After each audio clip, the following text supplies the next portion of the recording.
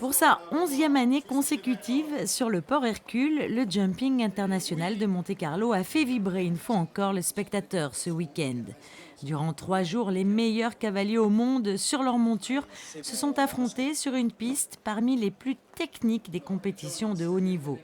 Des sportifs d'exception qui ont pu révéler tout leur talent vendredi soir dans la Longines Pro-Am Cup, une épreuve de relais en équipe rassemblant amateurs et professionnels pour une course contre la montre.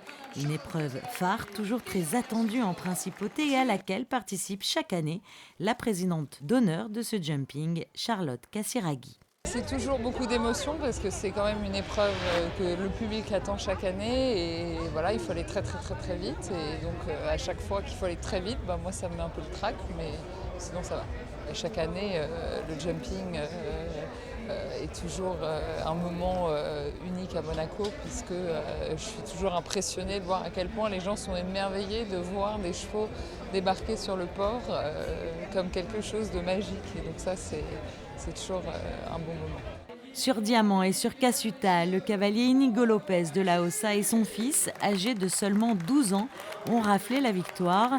Une performance qui promet le jeune cavalier à un bel avenir. C'était une grande émotion, déjà une fierté en tant que père, mais surtout il m'a beaucoup mis la pression.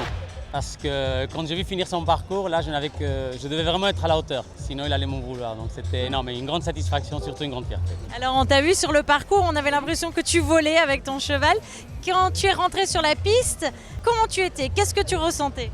Un peu de stress, je savais pas qu'est-ce que j'allais faire. Parce qu'à un moment on m'avait dit du 2 ou 3 tourner devant, mais je n'étais pas sûre que j'allais y arriver, enfin je n'ai pas réussi. Et alors de courir avec son père, qu'est-ce que ça fait à seulement 12 ans? Je suis très contente de courir avec mon père. Et alors est-ce que c'est un peu un exemple pour toi, papa? Des fois oui, des fois non. Attention à ce que tu dis. Ça dépend les fois. Est-ce que c'est lui qui t'a donné envie de faire de l'équitation? Oui. 9e étape du Longines Global Champions Tour. Le Grand Prix du Prince a récompensé samedi soir le meilleur cavalier de cette 11e édition. Arrivé 3e l'an passé, cette fois Emmanuel Godiano était bien déterminé à remporter l'épreuve. Et c'est sur Gaspard que le cavalier italien a fait la différence face à Pier Giorgio Bucci et Rolf Goran Bengtsson sur la piste étroite et technique du port Hercule. La piste n'est pas adaptée à tous les chevaux, mais pour le mien, oui. L'an passé, j'avais terminé 3e avec un autre cheval, mais cette année, avec Gaspard, ça s'est plutôt très bien passé. L'an passé, j'étais arrivé 3e. Cette année, j'améliore les performances. C'est une atmosphère fantastique ici à Monaco, et puis le cadre est tout simplement merveilleux. J'espère vraiment revenir l'année prochaine. Dimanche, un nouveau rendez-vous pour cette 11e édition avec les épreuves de la Global Champions League dans une course de relais. 12 équipes composées de 5 cavaliers.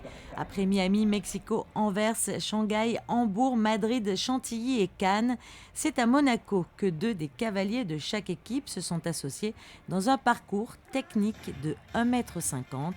Une épreuve remportée par l'équipe Valkenswaard United.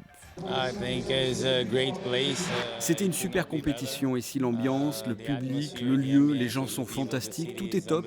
J'ai adoré participer à ce jumping. Oui, c'était vraiment une superbe épreuve, très technique et difficile, surtout après 4 passages, c'est vraiment très intense.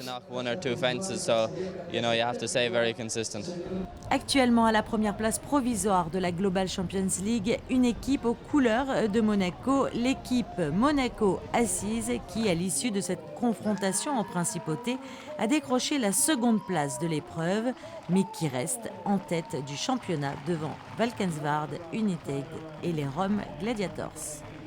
On est toujours premier, c'est dommage un peu à la dernière minute parce que on aurait voulu pour le public monégasque partir avec une victoire chez nous.